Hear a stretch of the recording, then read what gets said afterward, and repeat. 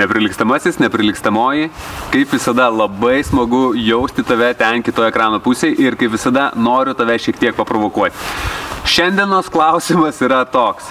Ar tau neatrodo keista, kad dauguma žmonių skiria daugiau laiko tam, kad suplanuotų savo savaitgalį, arba atostogas, arba kalėdinių pirkinių sąrašą? Palyginus su tuo, kiek mažai laiko jie skiria, arba iš vis neskiria tam, kad suplanuotų tą savo gyvenimą, kurio iš tikrųjų nori. Ir dar keisčiau yra tai, kad tada dauguma šitų žmonių naudoja savaitgalį, kelionę, šventę, vien tik tam, kad laikinai pabėgtų iš savo gyvenimo, kurio iš tikrųjų nemėgsta. Keista, ar ne?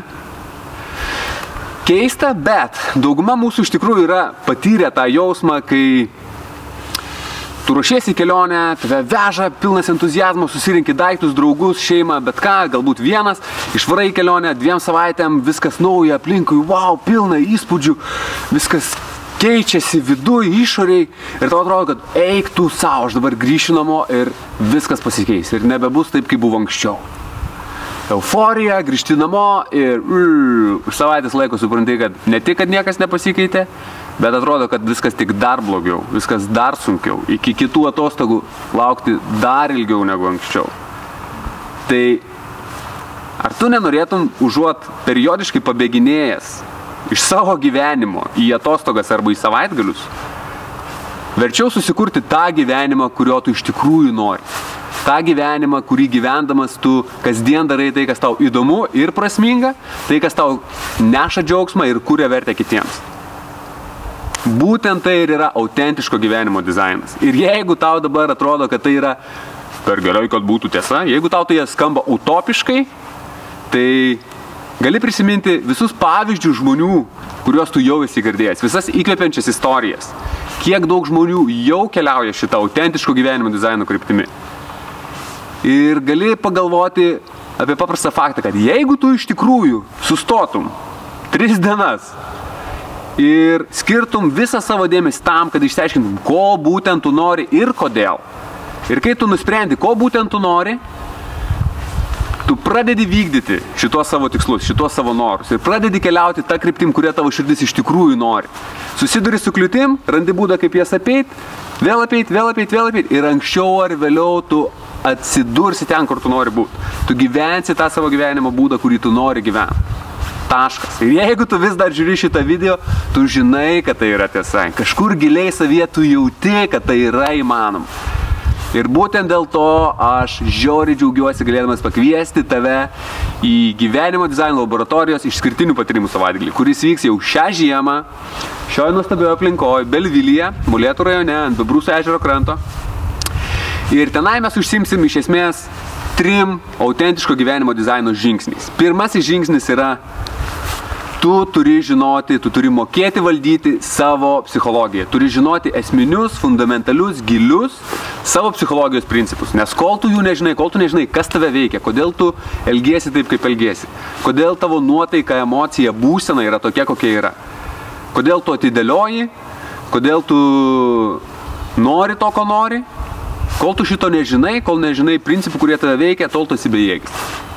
Ir didelė dalis žmonių įsivaizduoja, kad jo, manęs tai iš tikrųjų neveikia. Juos visus kitus, jo, bet manęs ne. Tai didžiulė klaida ir pirmas žingsnis, ką mes padarysim, tai išsiaiškinsim, kokie būtent principai slypi už tavo kasdienių veiksmų. Kai tu jau moki valdyti savo psichologiją, tada antrasis žingsnis yra, turi išsiaiškinti savo unikalią konfiguraciją. Turi žinoti, iš kur kyla tavo natūralios stiprybės. Kokioje erdvėje, kokioje srityje tu esi nesustabdomas, nepažeidžiamas ir neturi konkurencijos. Nes kiekvienas iš mūsų turim natūrales įgimtas stiprybės, polinkius, pomėgius, ar ne? Ir kiekvienas iš mūsų turim unikalias patirtis, įgūdžius, sugebėjimus, savybės. Ir visas šitas rinkinys natūralių stiprybių, įgūdžių, polinkių, pomėgių sudaro tavo unikalią konfiguraciją, kuri tavo tikrosios galios šaltinis. Tai kai tu moki valdyti savo psichologiją, žinai esminius, giluminius, fundamentalius psichologijos principus ir žinai savo unikalią konfiguraciją, tada trečias žingsnis yra nusistatai besąlygišką savo gyvenimo kryptį. Nusistatai tą kryptį, kurią tu iš tikrųjų nori keliauti visą savo gyvenimą Ir dauguma žmonių šito neturi. Dauguma žmonių keliauja kasdien, kaip aš vadinu, nematoma kryptim, kažkur. Ir kiekvienas veiksmas, kurį tu darai, jau tempia tave tą kryptimi. Ir jeigu tu nieko nekeisi, jeigu tu neišsirinksi, kur būtent tu nori būti, už 10, 20, 40 metų nuo dabar tu kažkur atkeliausi. Ta nematoma kryptis tave kažkur atves. Ir klausimas yra, ar tai yra ta vieta, kur tu iš tikrųjų nori būti. Tai mes pasižiūrėsime ir į tai. Ir kai tu jau turi savo besąlygišką gyvenimo kryptį, ta, kuri tave veža, ta, kuri tave užpildo, sekantis dalykas ir paskutinis yra, tu susikursi labai konkretų trumpalaikį, labai fokusuotą tikslą. 90 dienų įkvepiančią asmeninę misiją.